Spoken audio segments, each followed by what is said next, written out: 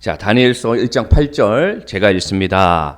다니엘은 뜻을 정하여 왕의 음식과 그가 마시는 포도주로 자기를 더럽히지 아니하리라 하고 자기를 더럽히지 아니하도록 환관장에게 구하니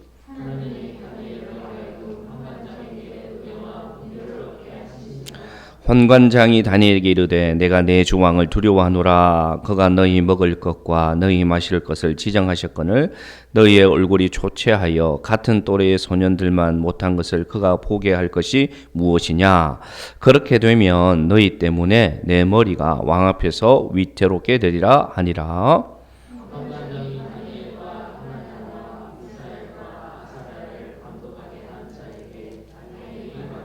청하오니 당신의 종들을 열흘 동안 시험하여 채식을 주어 먹게 하고 물을 주어 마시게 한 후에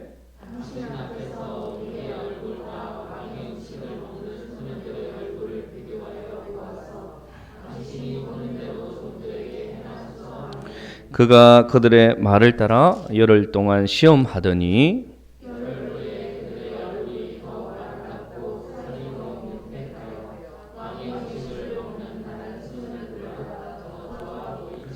그리하여 감독하는 자가 그들에게 지정된 음식과 마실 포도주를 제하고 채식을 주니라.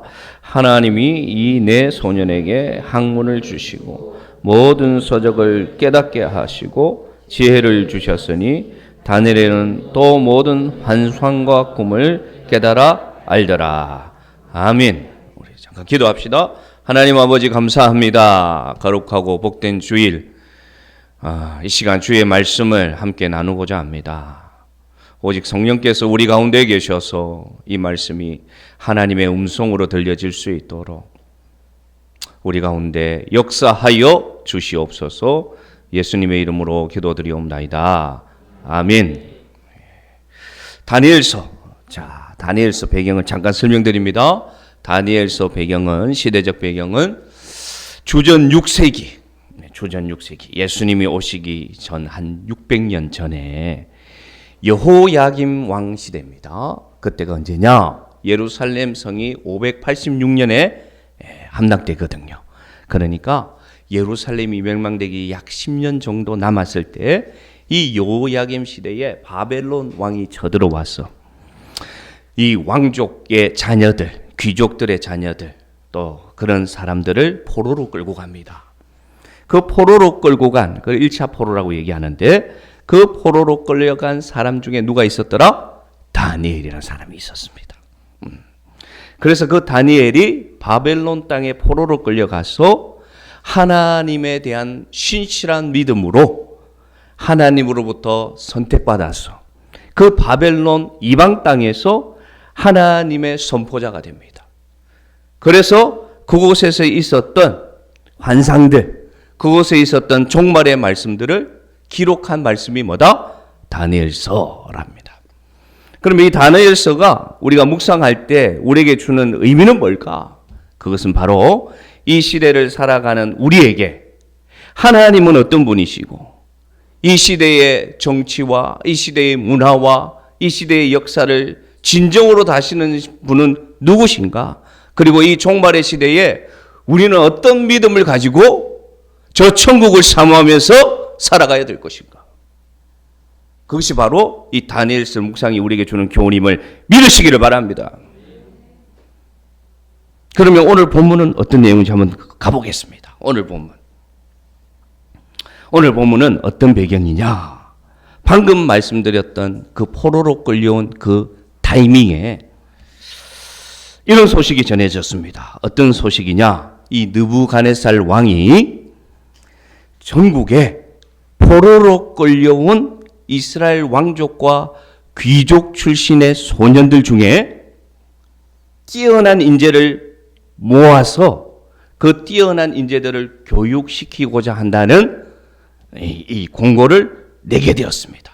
자, 자격이 어떤 자격이냐? 한번 보겠습니다. 다니엘 1장 4절 보겠습니다. 자, 자격을 말합니다. 어떤 자격의 소년들을 선발할 것인지 같이 읽읍시다. 시작. 곧 흠이 없고 용모가 아름다우며 모든 지혜를 통찰하며 지식에 통달하며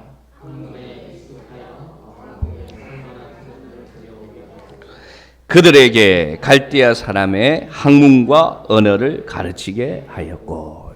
아멘. 자, 저게 자격 조건이에요. 자, 이 지금 영재들을 선별합니다. 근데 자격이 뭐냐? 흠이 없어야 돼. 용모가 아름다워야 되고, 지혜가 통달, 지식도 통달, 학문에 익숙한 소년들을 뽑게 되었습니다. 그러면 이것이 자격 요건이고, 혜택은 뭔가? 이 소년들을 뽑았을 때 어떤 혜택을 주는가? 5절입니다. 5절도 같이 읽어봅시다.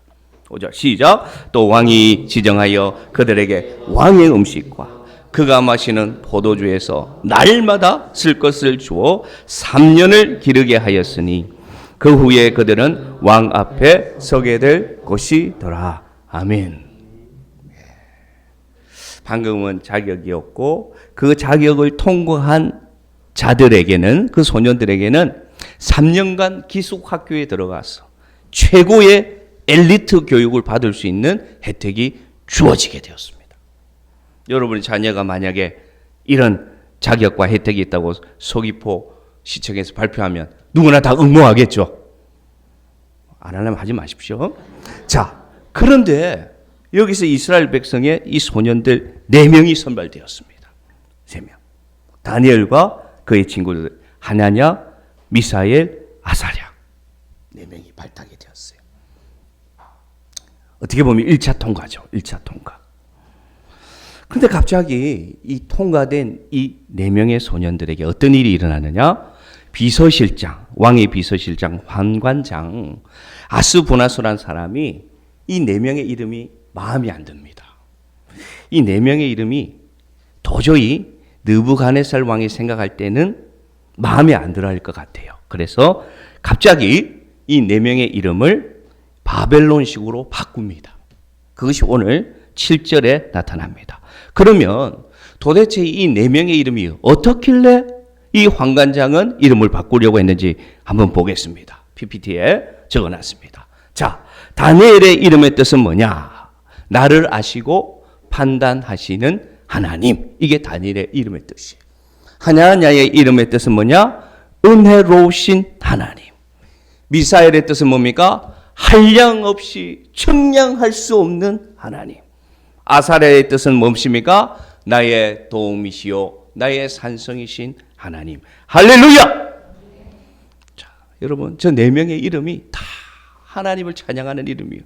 그러니까 이 환관장이 마음에 안 드는 거예요. 그래서 자기들의 이름으로, 자기들 우상의 이름으로 이름을 바꿉니다. 그 이름이 뭡니까? 벨드사살, 사드락, 메삭, 아벳느고. 이름을 바꿉니다. 그냥 단순히 이것이 성경에 기록된 한 사건이 아닙니다.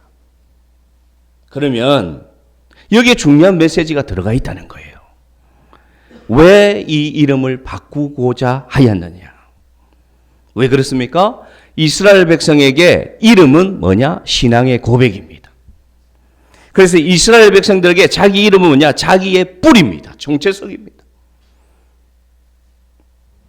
여러분, 우리가 살아가는 이 세상이 어떻습니까? 우리는 다 성도라는 정체성을 가지고 살아가고 있는데 이 세상은 우리의 이름이 어울리지 않는다고 말합니다. 그러면서 이 세상에서 잘 살려면, 성공하려면 그 이름 바꾸라고 얘기합니다. 괜찮아. 이름 정도 바꾸는 거 어때? 그래서 우리의 믿음을 헷갈리게 합니다. 어떻게 사는 게 잘 믿는 것인지 헷갈리게 합니다. 벨드사살로, 사드락으로, 메삭으로, 아벳느고로 살면 성공할 것 같습니다. 쉬울 것 같습니다. 이름을 바꾸라고 해요. 세상을 살아가다 보면 여러 가지 조정이 필요할 때가 옵니다. 현실적으로 무엇이 더 기회가 되고 무엇이 더 성공이 될까 고민하게 됩니다. 사랑하는 성도 여러분, 여러분 무엇을 조정할지 여러분 고민할 때 많지 않습니까? 근데 대부분 이 시대의 성도들이 그때 무엇을 조정하느냐? 이름을 바꾸라고 요구할 때 무엇을 조정하느냐? 믿음을 타협합니다. 믿음을 타협합니다. 그러면 어떻게 됩니까? 그 인생은 명백합니다. 실패할 수밖에 없습니다. 우리에게 무엇을 우선순위에 둘 것인지 정말로 중요합니다. 나의 우선순위는 무엇인가? 내 삶의 최고의 우선순위는 무엇인가? 그것이 바로 여러분 믿음임을 이 시간 고백하시기를 바랍니다. 믿음이 우리 삶의 우선순위가 되어야 된다. 왜냐? 의인은 믿음으로 살리라. 그러므로 믿음은 여러분 타협하는 것이 아니라 지키는 것임을 기억하시기를 바랍니다. 힘있게 아멘 하시기를 바랍니다. 믿음은 타협하는 것이 아니라 지키는 것이다. 이것이 다니엘서가 말하는 믿음이고 이것이 다니엘서가 우리에게 말하는 핵심임을 기억하시기를 바랍니다. 그래서 이 포인트를 가지고 다니엘서를 읽어나가면 다니엘서가 참 이해가 되고 은혜가 있는 말씀이 된다는 것입니다. 그런데 말입니다.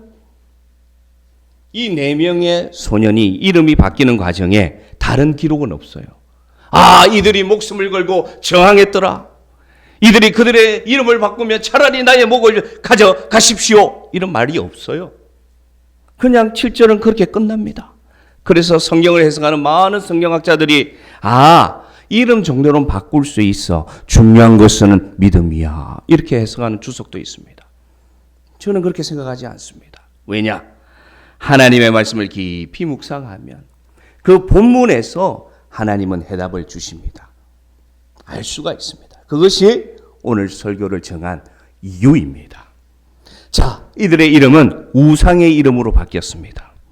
근데 이들이 요구했더라, 이들이 동의했더라, 이들이 좋아했더라 말은 없어요.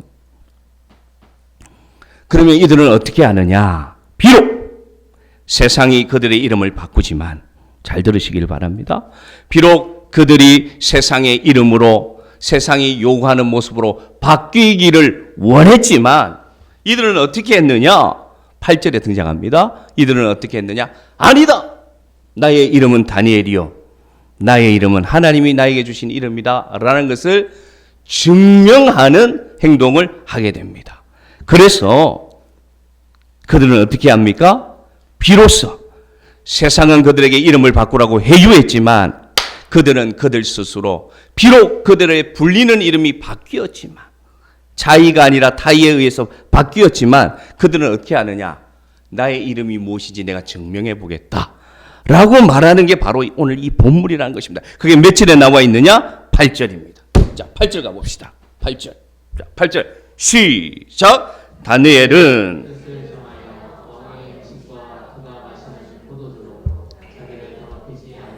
하고 자기를 더럽히지 아니하도록 환관장에게 구하니. 아멘. 자, 7절에서 만약에 이 이름을 바꾸는 것이 그렇게 넘어갔다면 앞서 말한 것처럼 그렇게 생각할 수 있습니다. 이름 정도는 바꿀 수 있어. 본질은 믿음이야. 이렇게 해석할 수 있지만 8절이 있잖아요. 8절이 뭐라고 합니까? 뜻을 정하여. 할렐루야. 무슨 뜻을 정했다고 되어 있습니까? 나를 더럽히지 않을 거예요. 무엇을 말하느냐? 율법이죠. 하나님의 율법을 지키겠다. 나는 하나님의 자녀로서 먹지 말란 것을 하지 말란 것을 하지 않겠다라고 뜻을 정하였다는 것은 뭐냐? 내가 증명해 보이겠다. 내가 다니엘임을 증명해 보겠다라고 하나님이 재판장이시고 하나님이 판단하신다는 그 이름을 지키기 위해서 오늘 다니엘은 대표해서 뜻을 정하게 되었다는 것입니다. 더럽히지 않으려고. 믿음을 지키기 위해서. 이 시대에 여러 가지 것들에 미혹되어 우리는 살아가고 있습니다. 하나님을 가까이 하게 하지 못하는 것들을 그대로 수용하면서 허용하면서 우리는 살아가고 있습니다. 우리는 하나님을 믿는다고 하면서 끌려다니고 있지 않습니까?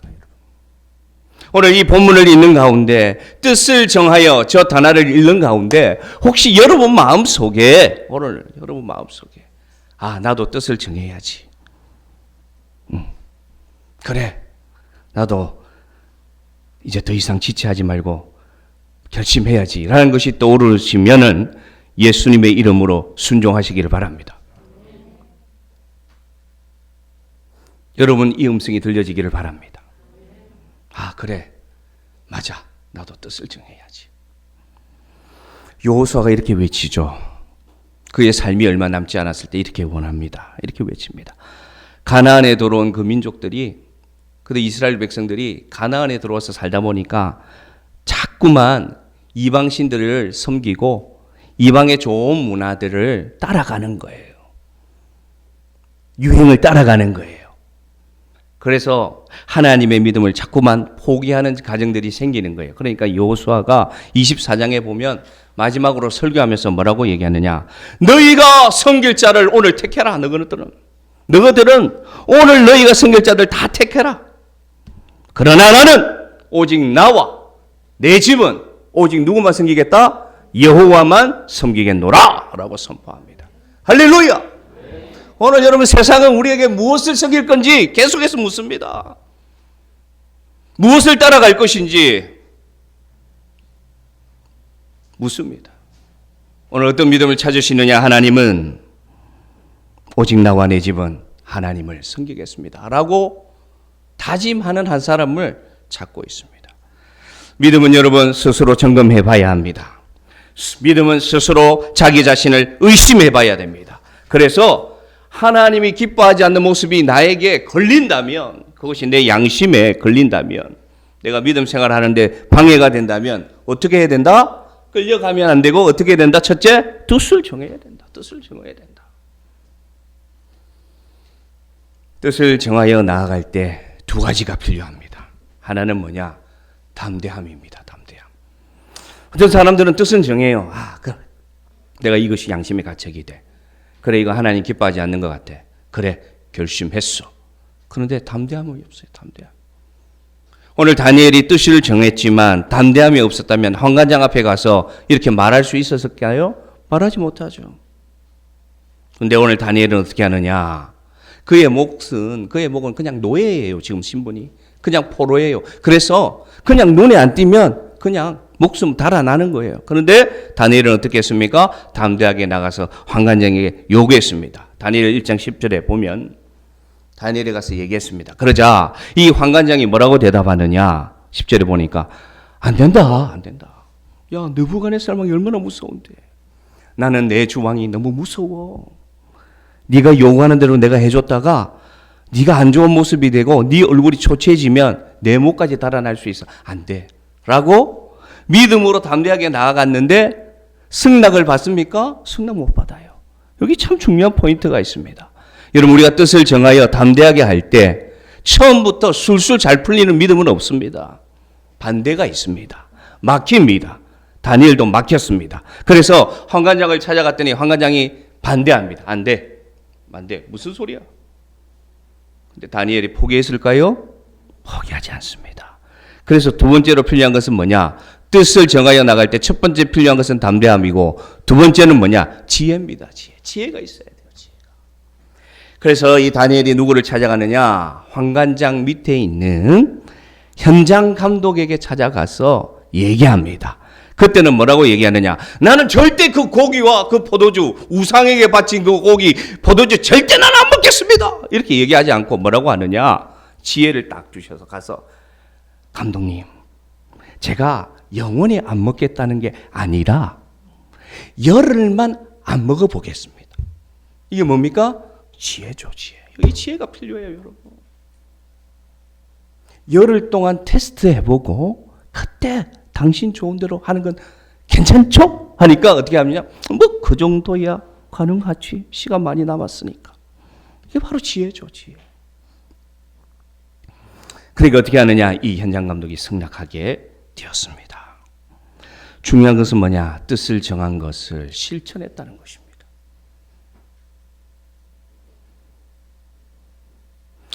여러분, 우리가 우리의 믿음을 테스트해 봐야 됩니다. 그리고 우리가 도전해 봐야 우리의 믿음을 하나님 앞에서 믿음으로 한번 실천해 봐야 하나님을 경험할 수 있어요. 우리의 믿음이 왜 힘이 없는 줄 아세요? 그냥 지식적인 믿음, 지혜의 믿음, 그냥 듣는 믿음에서 머물러 있기 때문에 우리 믿음이 활력이 없어요. 믿음의 성장이 안 일어나요. 왜냐? 그냥 듣는 것에서 거쳐버리니까. 근데 여러분, 그렇지 않습니다. 믿음은 내 마음에 어떤 부딪힘이 왔을 때 뜻을 정하고 실천해봐야 누구를 경험할 수 있다? 살아계신 하나님을 경험할 수 있습니다. 이상윤 목사가 설교하는 하나님은 그냥 이상윤 목사가 만난 하나님이에요. 그것이 아니라 우리의 믿음을 자라게 하는 믿음은 뭐냐? 내 자신이 하나님 앞에서 말씀으로 도전해 볼 때 만나주는 하나님을 경험해야 내 믿음이 자라고, 아, 하나님 살아있구나 경험할 거 아닙니까, 여러분? 도전해 봐야죠. 도전하고 시험해 보지 않으면 성취라는 경험을 할 수가 없습니다. 이게 인생의 경험이지 않습니까? 도전하고 시험하지 않으면 성취라는 것이 나에게 오지 않습니다. 그래서 도전하고 시험하지 않는 인생은 성취를 모르기 때문에 늘 패배적으로, 늘 네거티브적으로, 늘 패시브하게 살아간단 말이죠. 도전하지 않는 믿음의 언어는 무엇입니까? 안 돼요. 두 번째, 못해요입니다. 도전하지 않고 성취하지 않는 사람들의 입에서 나오는 언어가 뭐냐? 안 돼요, 못해요. 사랑하는 성도 여러분, 하나님은 어떤 분이신지 아세요? 안 되어도 괜찮은 분이세요. 아멘 하시기 바랍니다. 하나님은 어떤 분이시냐? 못해도 괜찮은 게 하나님이에요. 하나님은 무엇을 평가하시느냐? 안 돼도 해보는 것으로 평가하신다는 것을 기억하시기를 바랍니다. 못해도 괜찮습니다. 하나님은 결과로 평가하시는 분이 아니에요. 하나님은 성적으로 평가하시는 분이 아닙니다. 그건 세상입니다. 하나님은 무엇으로 평가하느냐? 못해도, 안 돼도 네가 말씀으로 해보는 그 모습을 보고 하나님은 상 주시고 칭찬하신다는 걸 기억하시길 바랍니다. 그래야 누구나 다 예수 믿을 수 있을 거 아닙니까? 누구나 다 잘하는 사람, 누구나 다 좋은 결과만 내는 사람만 예수 믿는다면 그것이 어떻게 공평한 하나님이 되겠습니까? 하나님은 그런 분 아닙니다. 하나님은 못해요, 안 돼요가 아니라 하나님 나 못해도 한번 해보겠습니다. 다 안 된다고 하는데 하나님 나에게 마음을 주시니 한번 해보겠습니다. 그래서 그 결과가 어떻게 됩니까? 다 되지는 않아요. 안 될 때도 있어요.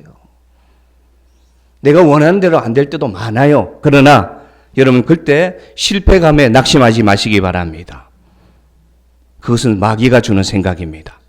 아, 순종하는 과정 속에서, 못해도 해보는 과정 속에서, 안 돼도 해보는 과정 속에서 아, 하나님 기뻐하구나 그것만 느낀다면 우리 인생은 성공한 인생이 될 줄로 믿습니다. 중요한 것은 뭐냐? 포기하지 않는 것입니다. 오늘부터 습관훈련 교재에 보면 이런 말이 있습니다. 실패감으로 다시 도전하지 않는 사람은 결국은 자기 스스로를 믿은 사람이다. 이렇게 얘기합니다. 아주 좋은 표현이에요. 잘 들어보십시오. 실패감으로 다시 도전하지 않는 사람은 왜 그러냐? 자기가 도전할 때 자기 자신을 믿었기 때문에 실패했을 때 낙심하는 것이다. 그러나 그리스도인은 다르다. 뭐가 다르냐? 하나님의 은혜를 사모하기 때문에 실패해도 괜찮기 때문에 다시 뭐한다? 도전합니다. 할렐루야! 이게 믿음입니다, 여러분. 이게 믿음이에요.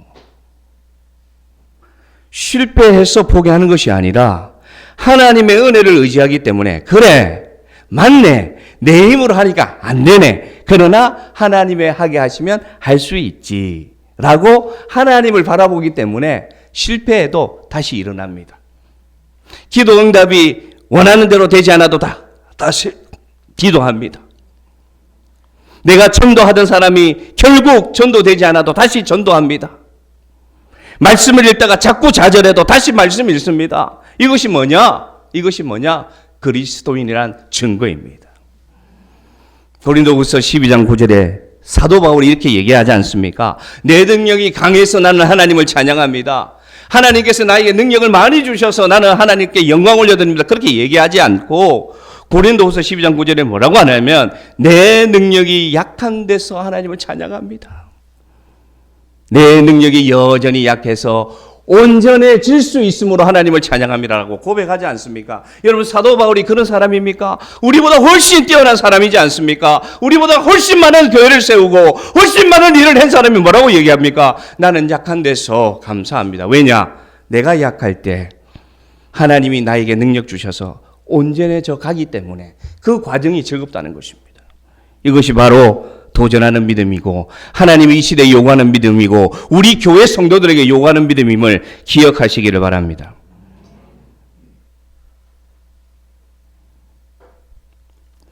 그래서 저는 세 가지의 적용점을 오늘 말씀하고 싶습니다.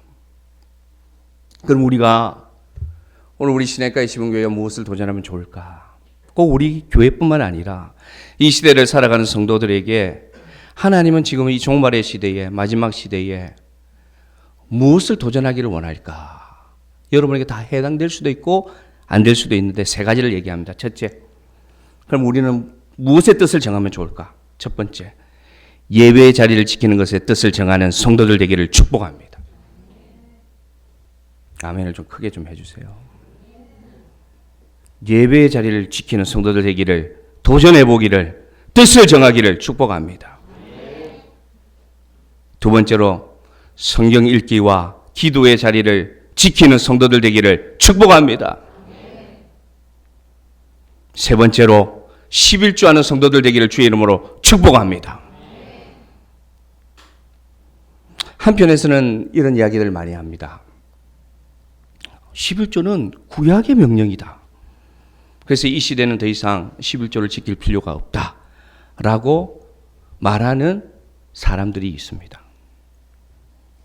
구약에 있었던 율법이기 때문에 현대에는 더 이상 필요 없다고 주장하기도 합니다. 그런데 여러분, 이건 성경을 오해해서 한 말입니다. 왜냐? 예수님이 율법을 폐하러 오신 것이 아니라 주님은 율법을 어떻게 하기 위해서 이 세상에 오셨습니까? 온전 완성하기 위해서 오셨다는 것이죠. 그래서 예를 듭니다. 안식일은 폐했지만 주일로 완성되었습니다. 아멘. 손으로 지은 성전이 되는 것은 폐하셨습니다. 왜냐? 예수님 자체가 성전이 되었기 때문에 성전은 이제 예수님이시고 예수님이 우리 안에 거하면 우리 자신이 뭐가 됩니까? 성전이 됩니다. 그럼 이 건물은 뭐냐? 하나님 앞에 나와서 예배드리는 공간이 되는 것이죠. 하나님 앞에 제사 드릴 때 예물들을 다 끌고 왔습니다. 그것은 무엇으로 완성되었습니까? 하나님 앞에 나와서 드리는 헌신으로, 하나님에 드리는 물질로 완성되었습니다. 그럼 목사님, 11조는 뭐로 완성됐습니까? 성경이 말하지는 않습니다. 왜냐? 예수님이 11조가 뭐로 앞으로 바뀔 거라고 가르쳐 주진 않았습니다. 단 예수님은 물질에 대해서 가이사의 것은 가이사의 것으로 하나님의 것은 하나님의 것으로 드리라 말씀하셨습니다. 그러면 이 11조는 무엇으로 완성되었느냐? 이 11조는 더 강화되었다고 저는 말씀드리고 싶습니다. 11조 명령이 뭡니까? 내 소득의 10분의 1을 하나님께 드리는 것입니다. 왜 하나님께서는 소득의 10분의 1을 하나님께 드리라고 할까요? 하나님이 물질이 필요해서 드리라고 할까요? 하나님이 가진 게 없어서 드리라고 할까요? 하나님이 능력이 없어서 그 돈으로 하나님이 일하려고 하나님께서 드리라고 할까요? 아니라 소득의 11조를 하나님 앞에 드리는 것은 뭐냐? 나의 모든 소득은 누가 주셨다? 하나님이 주셨다. 그러므로 모든 것을 하나님이 주신 것에 감사해서 10분의 1이라도 하나님 앞에 제가 감사함으로 돌려드립니다. 라는 고백이 뭡니까? 11조예요. 11조.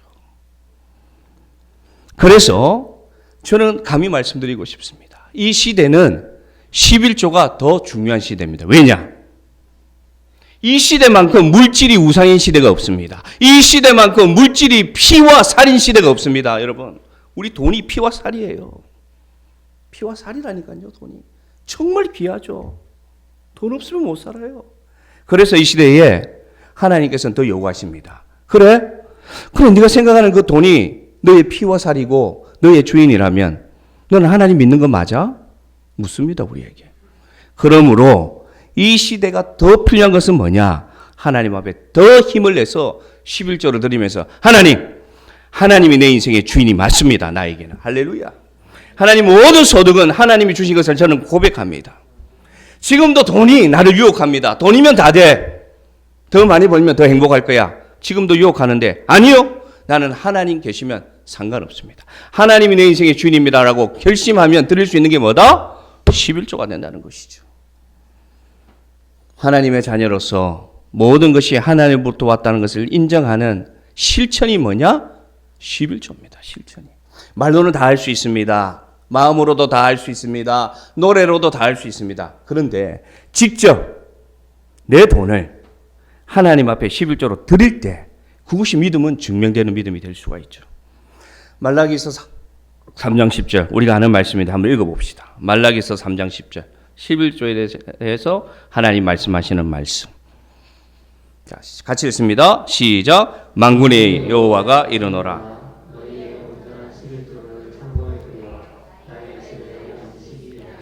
그것으로 나를 시험하여 내가 하늘 문을 열고 너희에게 복을 썰 곳이 없도록 붙지 아니하나 보라. 아멘. 우리 다 아는 말씀이에요. 여러분 정말 중요한 포인트가 저기에 있는 게 뭐냐? 10계명의 3계명은 뭐냐? 너 여호와의 하나님의 이름을 망령되이 일컫지 말라. 이게 10계명의 3계명입니다. 망령되이 부른다는 것은 여러 가지 의미가 있는데 그 중에 한 가지가 뭐냐? 시험하는 것도 망령되이 일컫는 겁니다. 그런데 성경을 통틀어서 잘 들으십시오. 오 성경 66권을 통틀어서 딱 한 번 하나님이 요거는 시험해봐도 된다라고 말한 게 뭐다? 11조입니다. 다른 말씀은 하나님이 다 명령하세요. 다 명령하시면서 다른 단서를 안 붙입니다. 그런데 유일하게 11조 명령에는 뭐라고 하느냐? 나를 테스트해봐라. 다른 말로 하면 뭡니까? 확실하다는 겁니다. 11조만큼은. 그래서 온전한 11조를 창고에 들어 나에게 내면 나를 시험해봐라. 내가 너에게 복을 주는지 안 주는지를 시험해봐라고 유일하게 하신 말씀이 뭐라고요? 11조입니다. 그래서 11조는 다른 말로 하면 복을 받는 유일한 하나님께서 약속하신 여러 가지를 약속하셨죠. 그러나 테스트 해봐라고까지 말씀한 명령이 뭐냐? 11조다라는 것입니다. 희한하게도 여러분 지금까지 제가 들은 모든 믿음의 고백 중에 11조 해서 내가 힘들어졌다는 사람 한 명도 못 만나봤어요. 여러 가지를 다 만나봐요. 내가 섬기다가 시험 들었습니다. 내가 이렇게 하다가 시험 들었습니다. 어려움을 만났는데 제가 온전한 11조를 드렸더니 하나님이 나를 이렇게 힘들게 했습니다라는 사람 한 명도 만난 적이 없어요. 여러분 혹시 주위에 만난 적이 있으세요? 그러니까 주 말씀이 진리의 말씀이 맞는 것 같아요. 그러면 여러분 저에게 묻고 있습니다. 여러분의 눈동자가. 목사님은 11조에서 어떤 복 받으셨어요? 물어보고 있습니다. 죄송합니다. 설교를 준비하는 내내 안 떠오릅니다. 아니 목사님 지금까지 11조 하면 뭐 테스트 해봐라면서 복을 주는지 안 주는지 뭐 그런데 목사님 없어요? 지금까지 살아온 게 하나님의 복이죠. 할렐루야. 할렐루야. 권사님 맞습니다. 저는 여러분 이렇게 살 자격이 없는 사람이에요. 제가 학교 다닐 때 학창 시절부터 열심히 공부하고 열심히 목표를 향해 달려온 인생도 아니에요. 많이 놀고 애먹이고. 여러분 우리 집이 어떤 가정입니까? 우리 집이 어떤 가정이에요? 월세 100만 원 집에 그렇게 살아가던 가정 아닙니까? 아버지 어머니부터 어릴 때부터 개척교회 하면서. 근데 지금 제가 우리 부모님이 사는 모습을 보면 그게 복이 아니면 뭐라고 드릴 수 있겠습니까? 여러분 저는 이건 분명히 말씀드릴 수 있어요. 제가 11조를 빼먹을 때가 살다 보면 있었겠습니까? 없었겠습니까? 있었어요. 솔직히 말씀드리면 있었어요. 당장 들어갈 돈이 있으니까 당장 그렇잖아요. 다 빚으로 살았지. 지금도 빚으로 살고 있습니다. 마이너스 통장 이제 한도 이런 말 하면 안 되죠. 간당간당합니다. 아들 공부시키려고 하니까. 그런데 여러분 11조를 빼먹으면 꼭 하나님이 그거 정산하시더라고. 네.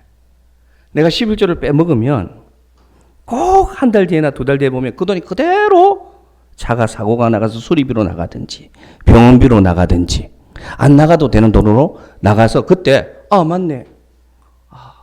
맞구나. 이런 경험은 수없이 했습니다. 수없이 했습니다. 여러분 뜻을 정하는 믿음 되기를 바랍니다. 뜻을 정하고 한번 테스트해 보시는 여러분 되기를 바랍니다. 그러면 인생이 활력이 생기고 믿음이 활력이 생깁니다. 자, 그럼 결론적으로 이렇게 뜻을 정했더니 어떤 결과가 일어난지 한번 봐야죠. 다니엘서 1장 14절 15절입니다. 한번 봅시다.